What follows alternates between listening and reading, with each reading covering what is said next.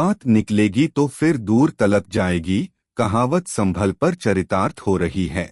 शहर के खग्गू सराय में 14 दिसंबर को पलायन के बाद से उपेक्षित शिव मंदिर के सामने आने के बाद 1978 का सांप्रदायिक दंगा सुर्खियों में आया, लेकिन अब उससे पहले 1986 और 1993 में जो दंगे हुए थे उनके पीड़ित भी दोबारा जांच की मांग उठा रहे हैं। पीड़ित लोग न्यायिक जांच आयोग के अब एसपी से मिले हैं। एसपी ने उन्हें इस संबंध में शासन स्तर पर पत्राचार करते हुए पुराने मुकदमों की फाइल निकलवाकर जांच करवाने का आश्वासन दिया है। बुधवार को थाना कैलादेवी क्षेत्र के गांव पेली निवासी शशांक शर्मा ने पुलिस अधीक्षक कृष्ण कुमार बिश्नोई से मुलाकात की और 1993 के दंगे में हुई पिता दिनेश चंद्र शर्मा की हत्या के मामले में दोबारा जांच कराने की गुहार लगाई। शशांक ने बताया कि 1993 में अयोध्या में विवादित ढांचा ढहाए जाने पर दंगा हुआ था, जिसमें उनके पिता की हत्या कर दी गई। पिता प्राइवेट शिक्षक थे और 3 जनवरी 1993 की शाम को ट्यूशन पढ़ाने के लिए निकले थे, फिर शाम को वापस नहीं लौटे। अगली सुबह 4 जनवरी को पिता की संभल के मोहल्ला बेगम सराय स्थित तालाब में लाश मिली थी। शरीर पर 62 घाव थे, चाकू से गोदकर मारा गया था। उस मामले में दादा की तरफ से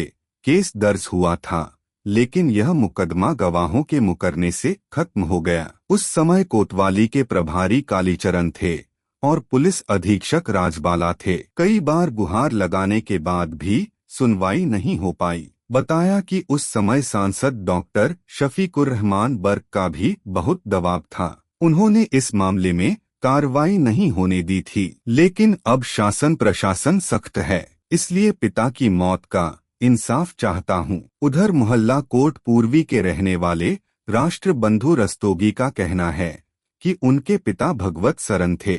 1986 में चमन सराय से अस्पताल के चौराहे तक नेजा मेला लगा था। वहां मुस्लिमों को मारने की अफवाह फैलने पर दंगा भड़क गया। अघोषित कर्फ्यू जैसी स्थिति बन गई थी। उसी दिन भाजपा की नेता पुष्पा सिंघल आई हुई थी और उन्हीं का लेक्चर सुनने के लिए मेरे पिता घर से निकले थे।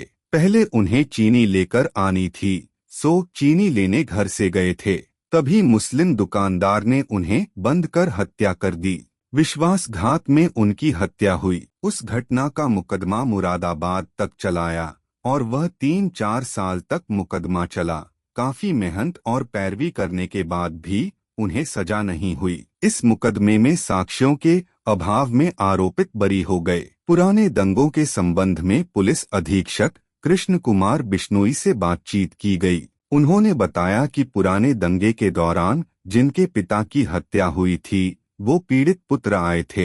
इस संबंध में शासन को पत्राचार किया जाएगा। जो प्राथमिकी उस समय दर्ज हुई थी उसे मुरादाबाद से निकलवाई जाएगी। जांच कराई जाएगी कि क्या दिनेश चंद्र शर्मा की हत्या दंगा में ही हुई थी। उसके बाद अग्रिम कार्रवाई होगी। इस संबंध में मंडलायुक्त और जिलाधिकारी को भी पत्र लिखा जाएगा।